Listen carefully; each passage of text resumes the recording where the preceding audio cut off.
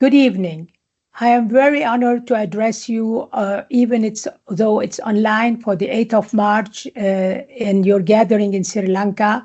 It is a very important moment, especially after the dialogue that Sri Lanka just completed on 13 February with the committee and received the concluding observation. I would like to talk to you today about substantive equality from a CEDAW perspective.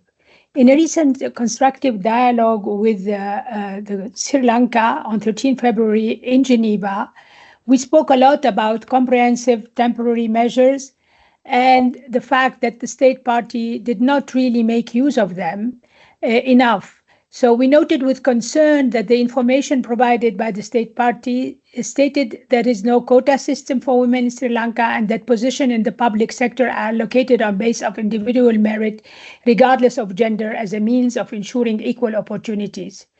This has raised a lot of concern for the committee because we believe that there is not a real understanding of temporary special measures that are one of the main tools that help to move from formal equality to substantive equality.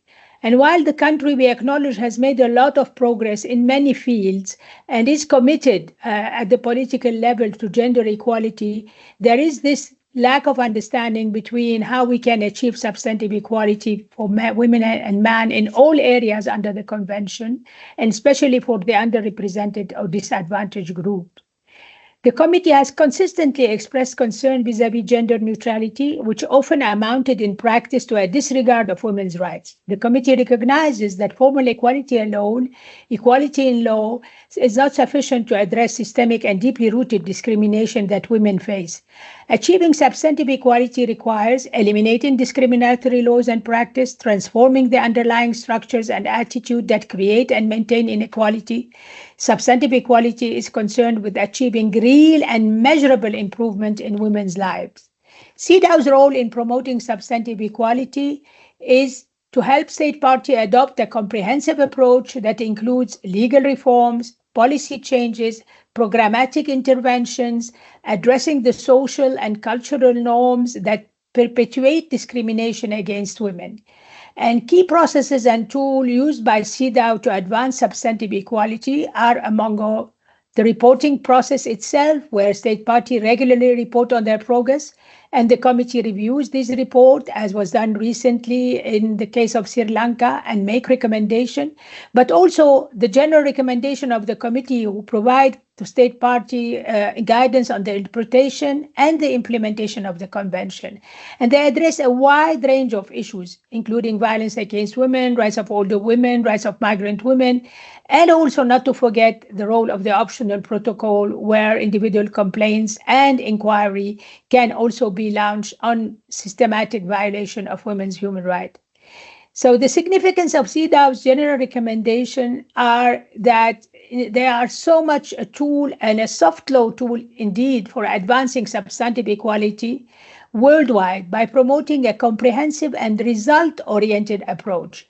They are intrinsically linked to the concept of substantive equality in several key ways. Moving beyond formal equality through dialogue with state party and general recommendation, and also addressing the underlying barriers that prevent women from enjoying their rights in practice. And you can refer here to several of the general recommendation, number 25, number 28, number 33 on access to justice, etc. The recommendation highlight how seemingly neutral laws, policies, or practice can actually discriminate against women in practice. And recognizing and addressing these differences, they emphasize the importance to take into account the different experiences and needs of women and men when designing and implementing policies and programs. It focuses also on the results. The JR often call on states to set targets, monitor progress, evaluate the impact of their efforts on women equality.